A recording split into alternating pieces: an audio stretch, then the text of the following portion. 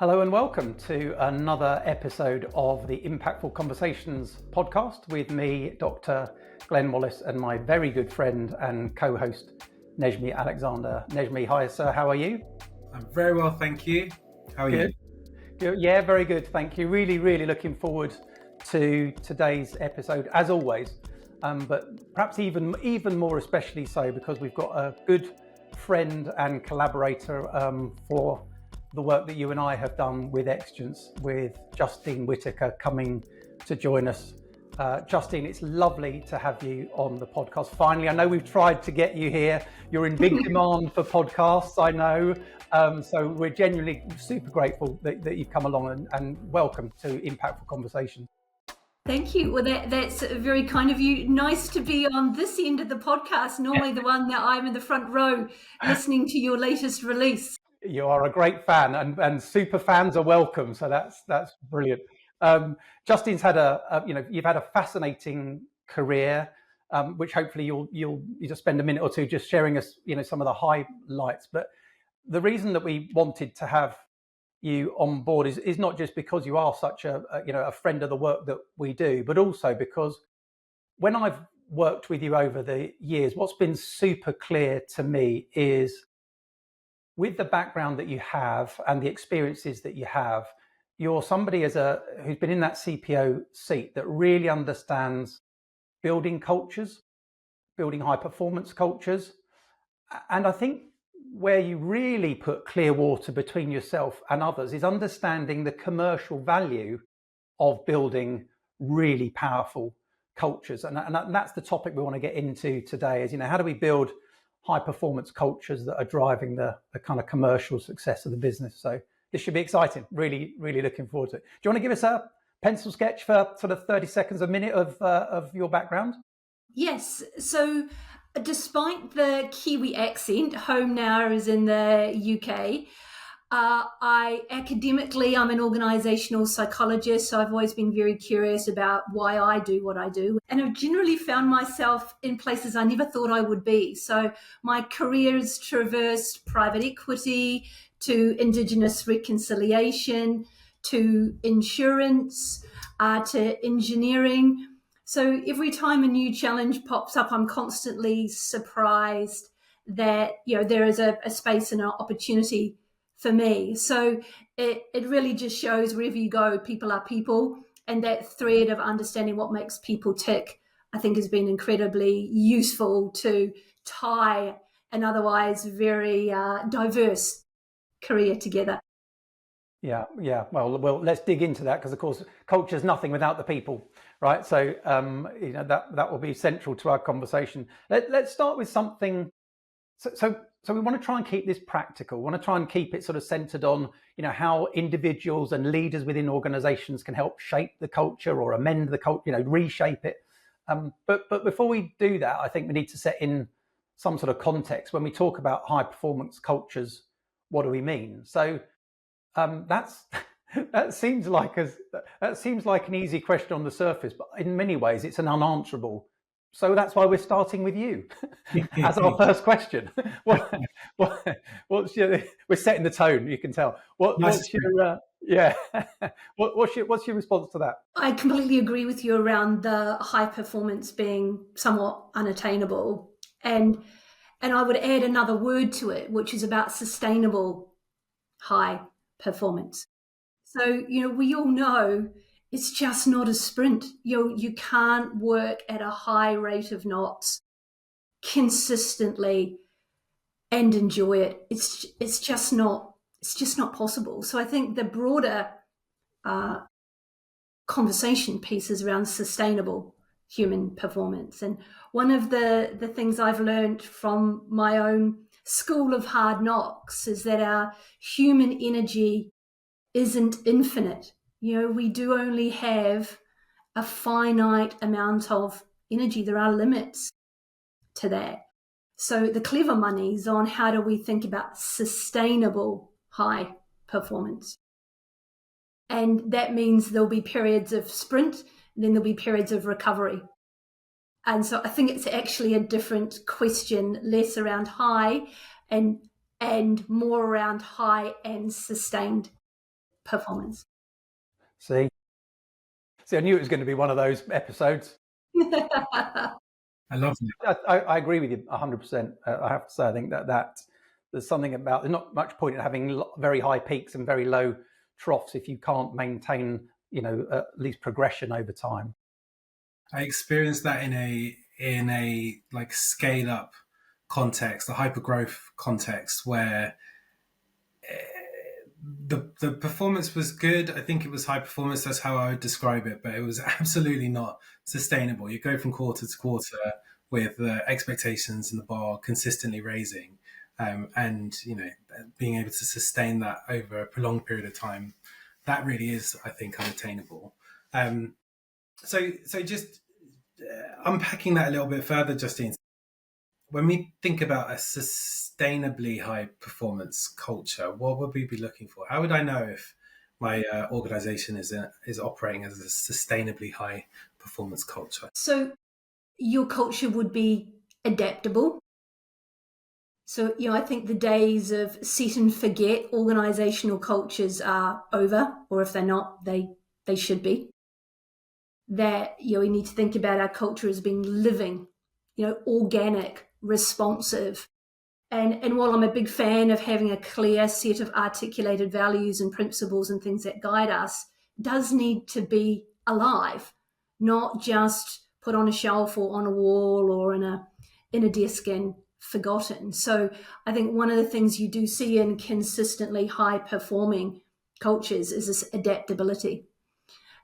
Connected to that, there's a level of resilience, whether that's in your organizational culture or in your cybersecurity plan, that we are all going to need to be even more resilient than we've ever had to be before.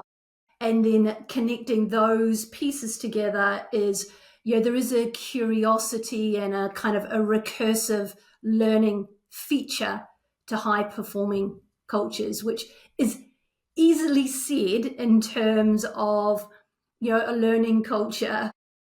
But I think there's a whole conversation around how we unlearn habits of a lifetime or our default positions, which can be often more difficult to do than learn the new thing.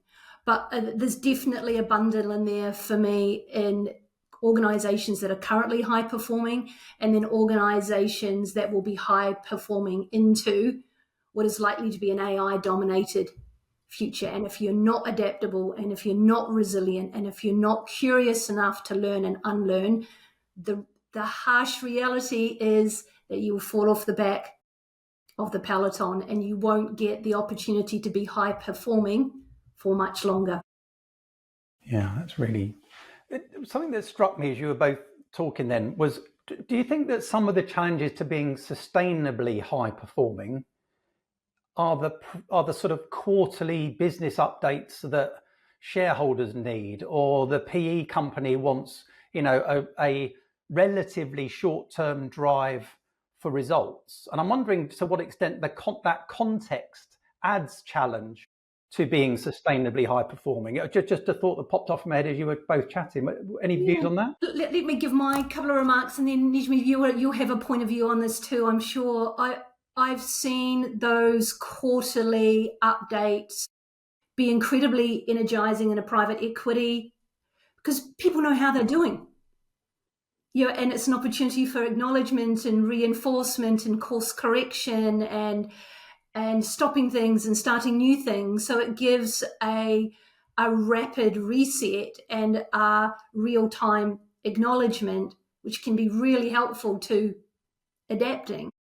And then in an Indigenous environment where, for the Māori tribe that I worked for, Te Rananga o Ngaitahu, they had an intergenerational purpose, which was mō tātou a mō ka uri a muri aki nei.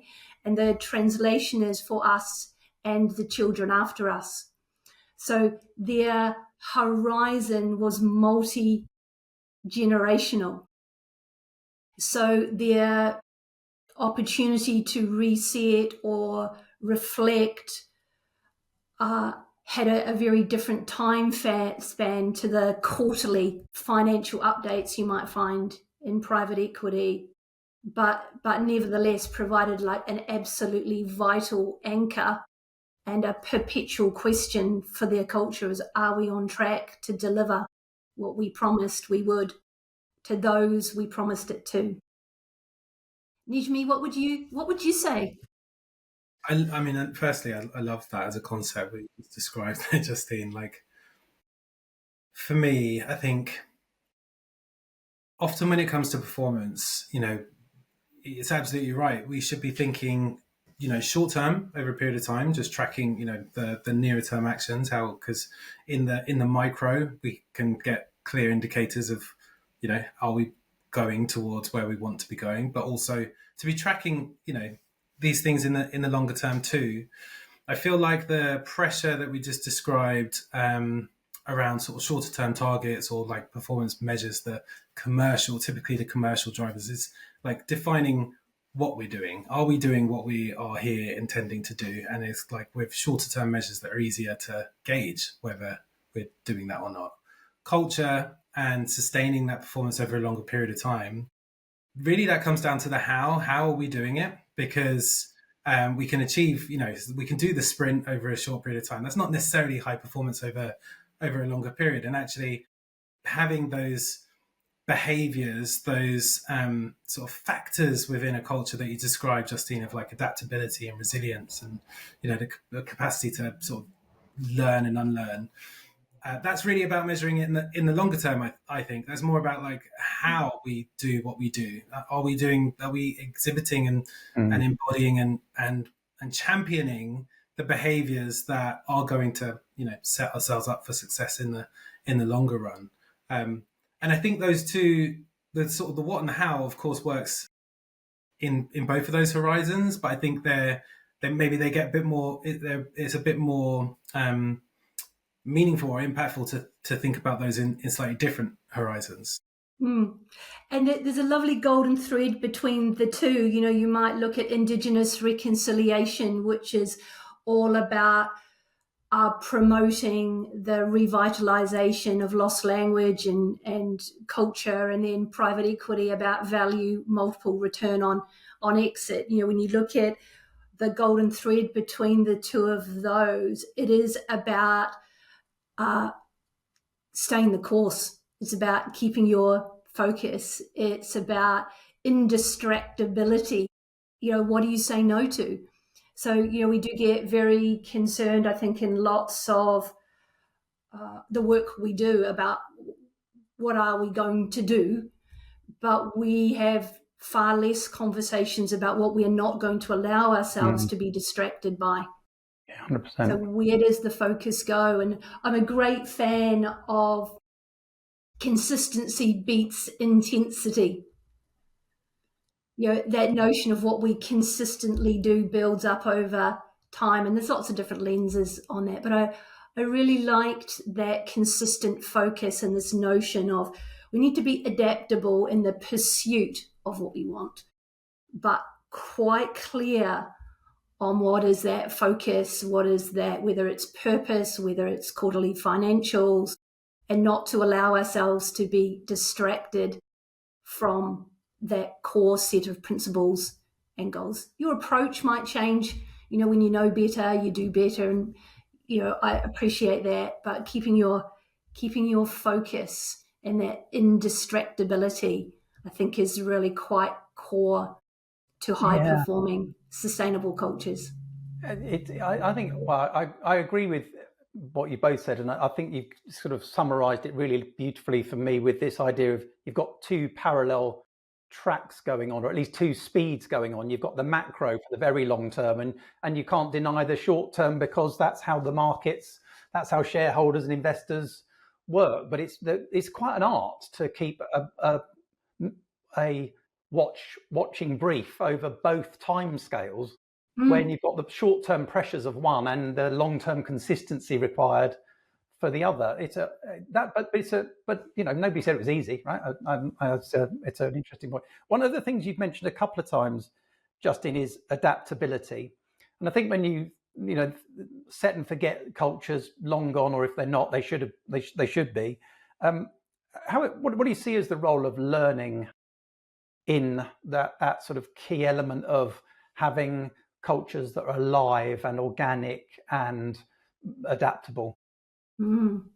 So I quietly hoped you'd ask me that question, because I've been thinking about this. So, one of the things I think is really interesting around the role of learning and adaptability is, firstly, just thinking about who is the student and who is the teacher. Say a bit more about that. So, for example, if you think about AI, I ask my AI to teach me. Yeah. Show me how to create a prompt for. Show me how to improve my ability to get you to write like me. So I think it's just an interesting frame as who's teaching who, firstly, around the question and the role that our relationship collaboration with AI has. And then if you think about learning again through the teacher and the student lens, one of my favorite CEOs had a really powerful teaching relationship through the reverse mentoring relationship she had with a fresh graduate. Absolutely fascinating. And he became the teacher and she was the student. And he taught her a whole load of things she would not have learned through any book or any executive briefing. So she became the student and he was the teacher.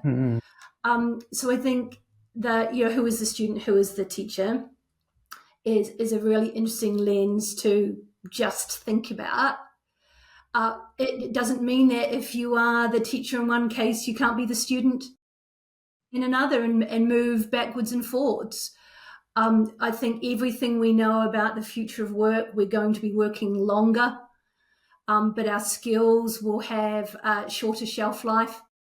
So in order to keep pace, in order to be relevant, and in order to find work that you love, going to need to keep perpetually learning. And that might mean you need to unlearn some things that have stood us in good stead thus far. And I think about that a lot with my own development. There are skills, there are mindsets in particular that maybe it's time just to let those go. The way I think about things and begin to think about them learn to think in a different way. So I think this learning curiosity piece is super key, and the learning and unlearning, refreshing your knowledge perpetually, plus the generosity of being willing to share your knowledge with others, I think is super, super important. I love everything that you're saying there, Justine, because I think it's clearly so true. Right? We're entering into an organizational or economical phase, which is totally different to the previous ones, or 100 and X amount of years of industrial age. It feels like, right? I don't want to get too lost in the AI hype. It's not just like an immediate overnight, jobs are no longer exist. I don't think that's true.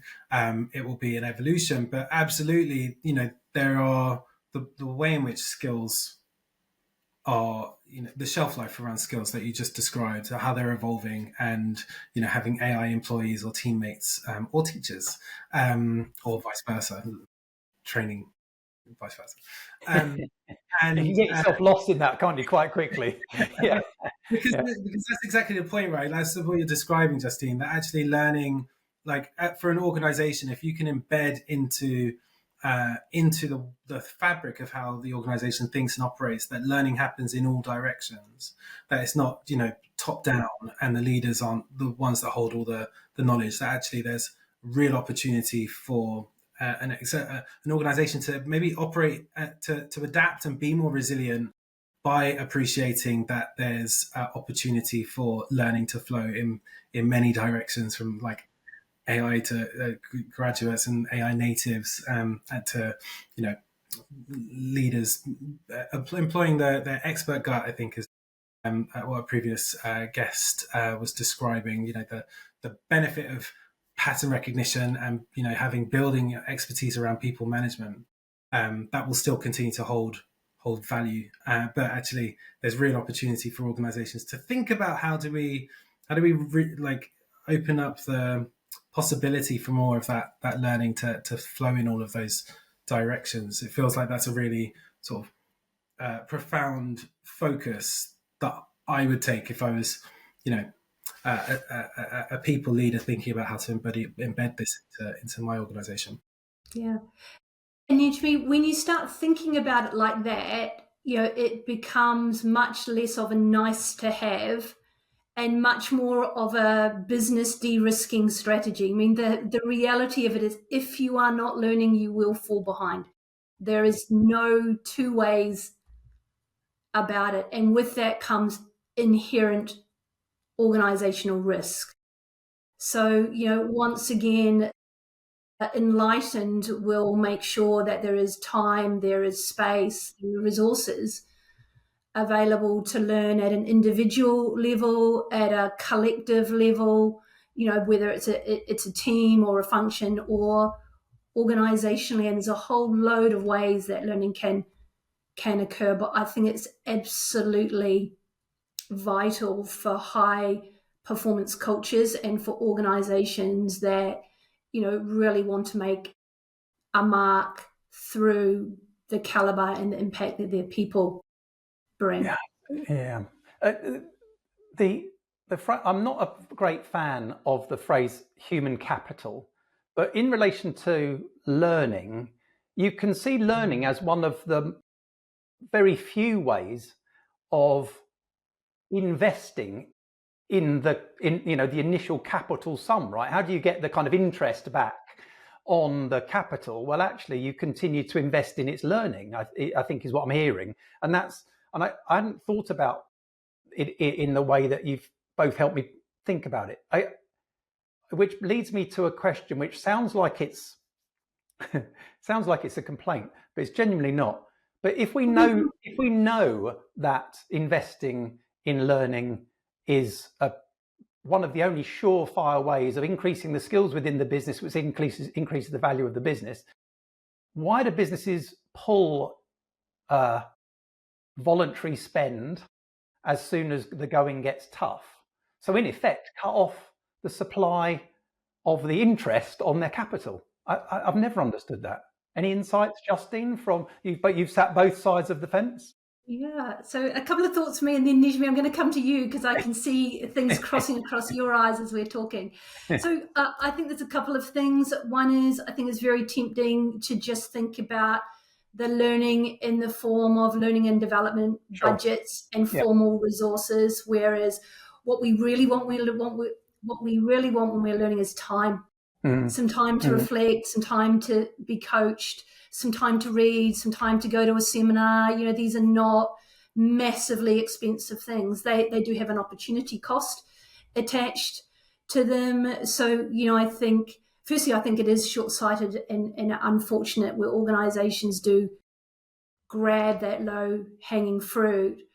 But where I've seen it work very well is that even if budgets are pulled back, the time, the commitment to learning, that space you need is not, which I think is that's a brilliant shout out to leaders who might be sitting listening to this episode and thinking, well, what can I do at my level? And we'll talk more specifically about leaders in a minute, but I think you've just given people 2 or 3 really good strategies to think, well, there may not be formal investment in formal learning happening, but there are still so many opportunities that you can take or seek to learn and develop your skills, which to Nejmi's point from earlier on, the environment that we're in will require you to do that or be left behind potentially. Yeah, that's really helpful. Yeah, Nejmi, sorry, I didn't mean to cut across you. What were you going to say? Oh, no, you didn't cut across me at all. I was to be honest with you, I was just going to chime in behind the complaint, which I will resist the temptation to do too heavily. But it did make me think about this. So if when times get tough, and budgets get cut, and it feels like there's less, space or priority for learning to happen. It feels like one of the sort of mitigations around that can be, leadership decisions, like how you choose to lead. It doesn't mean that you can kind of close the pipeline off to creating, more learning opportunity and growth within the team. That still happens. That still continues to happen, even if the budget isn't quite there for like learning new skills. So, like in terms of how leaders lead, role modeling, growth mindset seems really important for sustaining high performing cultures. And I'm just thinking, what other behaviours then could contribute towards, leaders having that positive influence on a culture that is going to perform over a sustained period of time? What behaviours should leaders be exhibiting or demonstrating or prioritizing, either in in what they're role modeling or what they're delivering in terms of the impact that they're having? What do you think about that, Justine? Well, look, one of my favourite CEOs had a couple of great strategies that she used, and I try and copy her every chance I get. So, firstly, she asked great questions, really great questions, and I wrote some down because they're really good. I've got them in a little list. So she would often say to her exec team, to me, she'd just say, "What do you think? What do you think?" So she would ask what I thought before she said what she thought. Now, of course, she had her own ideas, but she was clever enough to seek mine before she told. And that built engagement. It facilitated a great learning loop. It also built a wonderful sense of accountability. She would say things like, "Well, how do you see it?" Inviting me to bring a different perspective to the one she might have had. Or indeed, if she had shared her perspective, to come at it from a different angle. She would say, "How are you? And how does this make you feel?" So there's times where she was interested in what I was doing intellectually with what she had said. And there was other times where she thought, is this going to cause frustration, irritation, or excitement? And anticipation. So I think really good leaders ask really good, thoughtful questions, and they can facilitate a massive amount of learning. It doesn't cost any money, just costs some thoughtfulness and some inclination to facilitate the growth in others, and some humility, just to at least start with saying, "Look, I'm not entirely sure, but you might have a view that I'm really interested in, talk me through." So at a very practical level, with no budget, no learning hours carved out, you could start by asking a series of well thought through questions that some learning can come from, cost you nothing.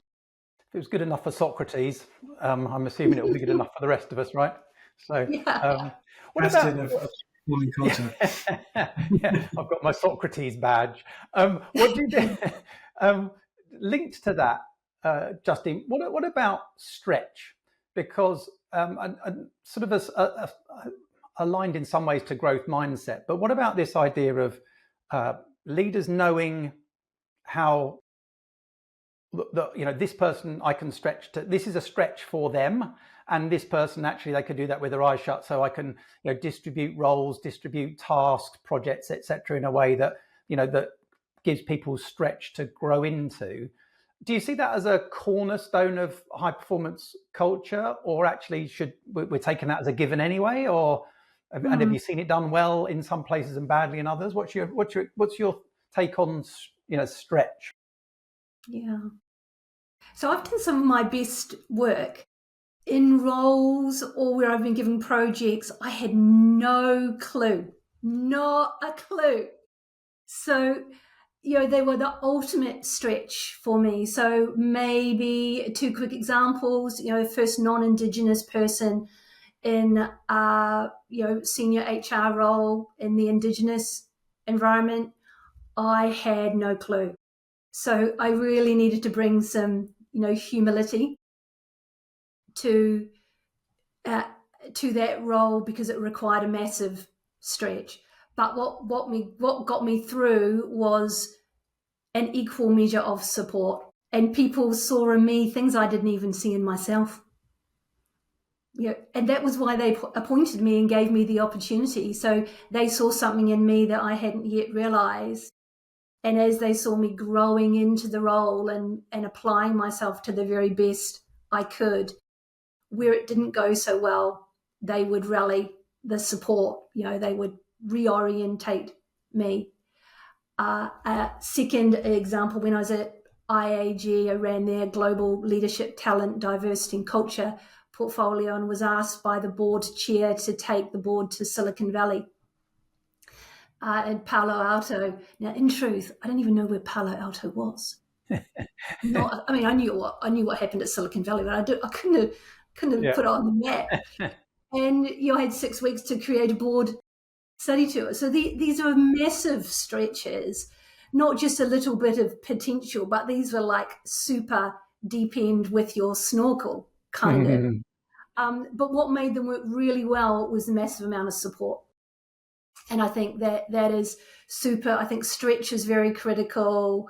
I don't believe we know how great we are or how much potential we've really got until you push those limits, but it's not possible to push them to the fullest extent if you're not confident that someone's got your back and that the support is there. And if people do have your back, you can be very surprised at what you can actually achieve. And I think I'm testament to that, finding myself in roles that I never thought I could do, but I had people who brought the support, who believed that I could and helped me when I limped or was lacking confidence or when I made mistakes. So I try very much to do that in my own leadership practice, just because I know those stretches have been the absolute making of me, but I've needed the support and the wisdom from others. And I think that what it speaks to as well, because it's such an important point you make about it's not only the support or only the challenge, it's the combination of those things in the right ratio, which itself changes. But one of the, I think I don't know if you both would agree, but I think on the surface, a culture that can look like it's high performing, is with the charging leader who has high standards themselves and expects everyone else to work at the same level as they are, only for them to sort of look back over their shoulder 6 months down the line and find that either everybody's actually just disappeared because they weren't engaged, or actually they're sort of scattered, littered all over the road, as kind of debris in the wake of this charging leader. And I think on the surface, that can be really appealing to investors, to the board, to, we've got this kind of gung-ho leader, but it's not, back to our word from right at the beginning, I'm not sure it's sustainable. Well, I know it isn't. I know it's not a sustainable model. So your point about balancing, challenge and support, I think is a really key one for leaders who are listening. Yeah. Wholehearted agreement. Sorry, Justine. I know, I was just going to say, you were going to add something. I could see you thinking. I'm in wholehearted agreement. I couldn't agree any more strongly. Actually, I think coming back to the question that I posed a moment ago about like behaviours, what behaviours do leaders need to exhibit? You're absolutely right in kind of picking up this sort of stretch and support needs to be in combination. But actually, I think support, the right level of support, can be so erosive to performance in the medium and longer term if it's not present. And that exactly what you just described there, Glenn. It might on the surface appear like over the short term we've managed to achieve this, sense of high performance, but actually we haven't, because we should really be evaluating this not just in the short term, but looking at the impacts over the long term too. I've experienced that like very strongly in the past. And yeah, it really resonated with me as you were both describing that, just how important it is to have that present in a culture where you're looking to raise the bar and looking to continue to grow and outperform your competitors, ensuring that people are able to perform and grow and are not going to fall through the cracks as you go, so it can be sustained. A very practical thing that came up for me when you were describing that as well is like OKRs. So I've been in organizations where OKRs, that the sort of very, and that's a very Silicon Valley sort of concept. Typically how, organizational objectives tend to be organized these days, where the actual premise behind OKRs is that they should be stretched. Like, you shouldn't really be achieving them every quarter, all of them every quarter. If so, you haven't kind of set the bar quite high enough.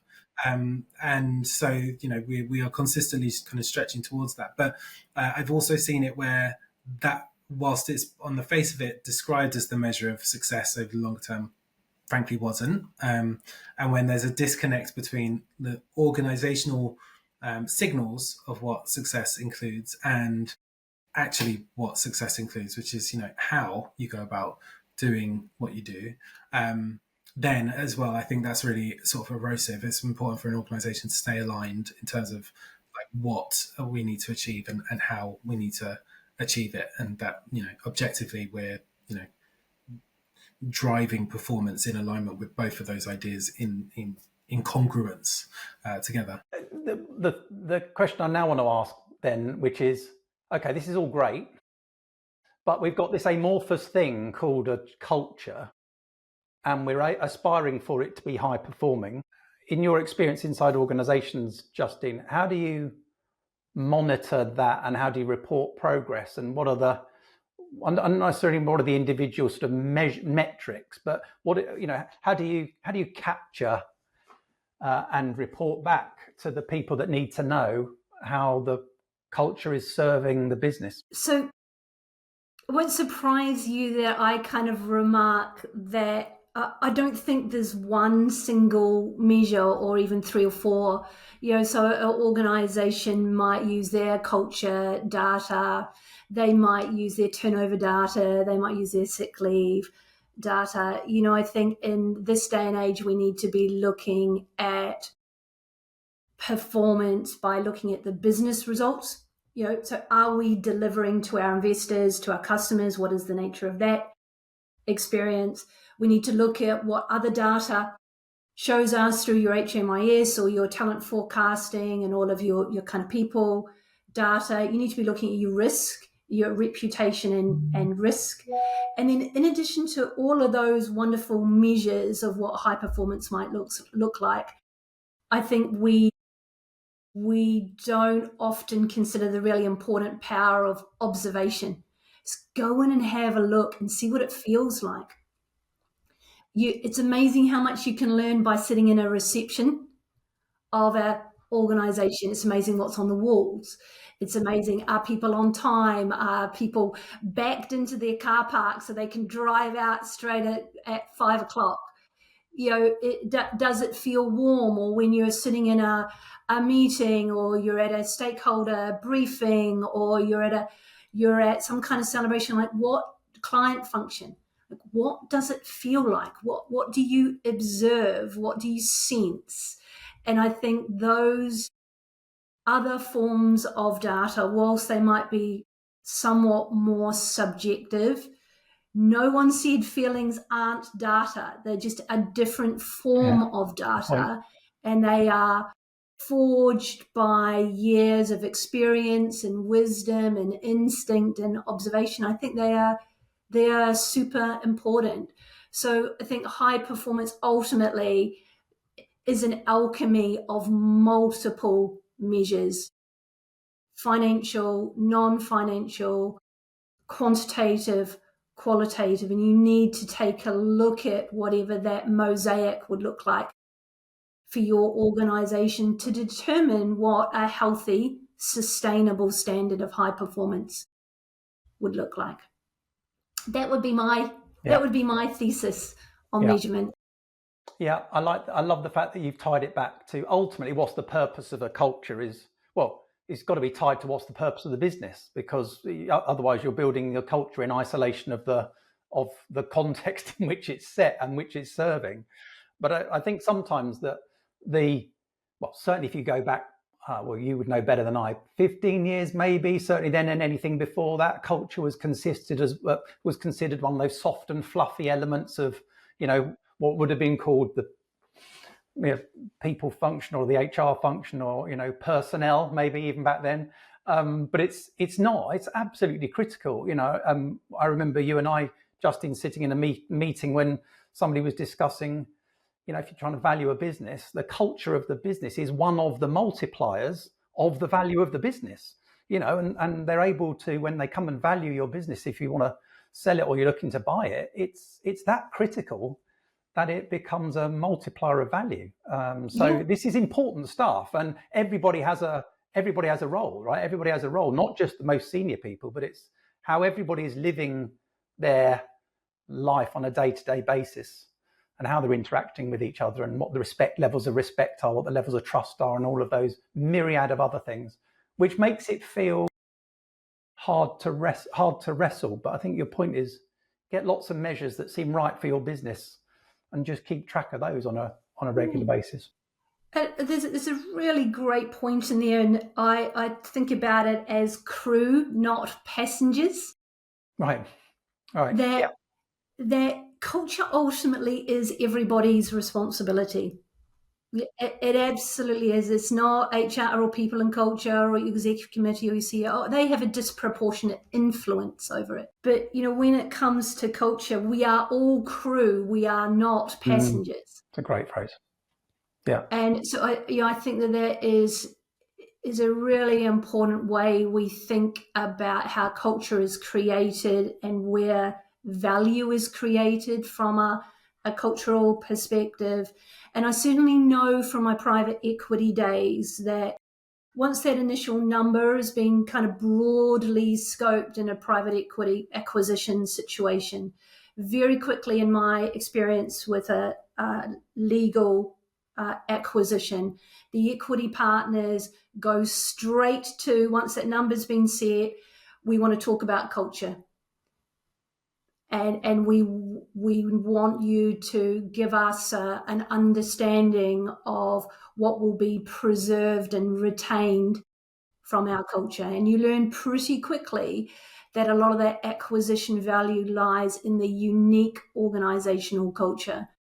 And so you become very thoughtful about changing that culture in any way that could destroy value. So whatever we're looking to do from a private equity perspective is to amplify the strengths inherent in the organization's culture. Because to do anything less, to homogenize it, to dial it down, the reality of it is you are destroying value. Yeah. Fascinating. Yeah.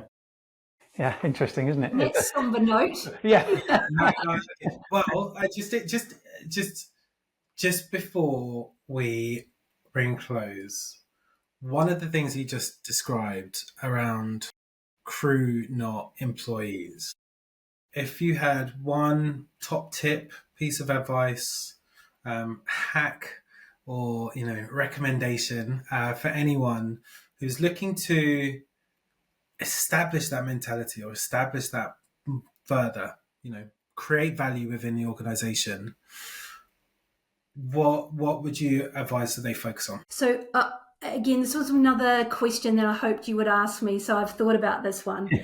And I don't think my answer is going to be quite what you might predict. So and my note was that the culture of an organization is shaped by the worst behavior the leader is willing to tolerate. And so I think one of the things we can all do is not walk past behaviors that are inconsistent with what we believe. And there's an Australian Lieutenant Colonel, I think he was, David Morrison, who I had the pleasure of hearing when I was working for IAG in Australia.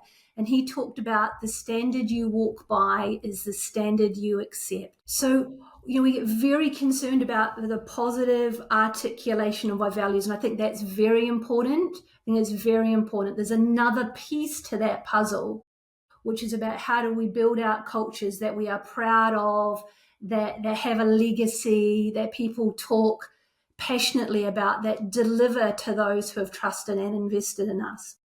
And one of those simple things we can do is not walk by things that are counter culture.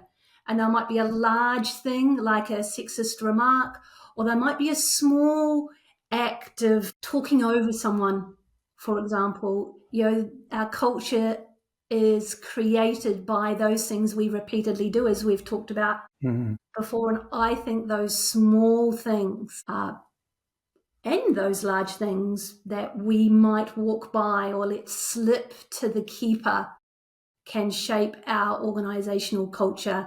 So my tip would be, keep an eye out, reflect on your own behavior, the behavior of those around you, and remember that you are, the crew, not a passenger, and to jump on those behaviors or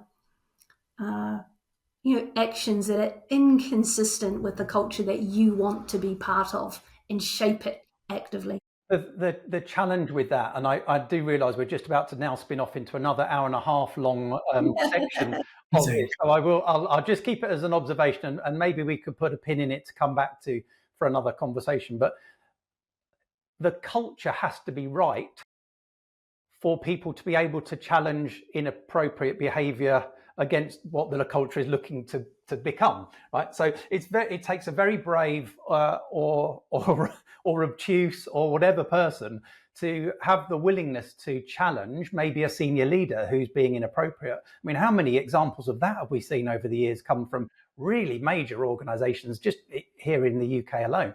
So I think it's I love that video, by the way. I'm going to see if we can put the YouTube video of Morrison in the. It really moved me. I have to say, when I saw him, I just sort of went, "Whoa, that is something I'll try and hold dear." But it takes some courage. You have to almost be. He's giving people permission, isn't he, within inside that organisation to call out those behaviours. I think it's more challenging in some circumstances to do that for fear of, well, all sorts of things. Let's call them reprisals broadly. But maybe we can come back to that when we do topics around leadership styles. I don't know, next year or something. Hey, look, brilliant. Justine, on behalf of Nejmi and I, thank you both. Thank you from both of us. It's been as expected, but even more so.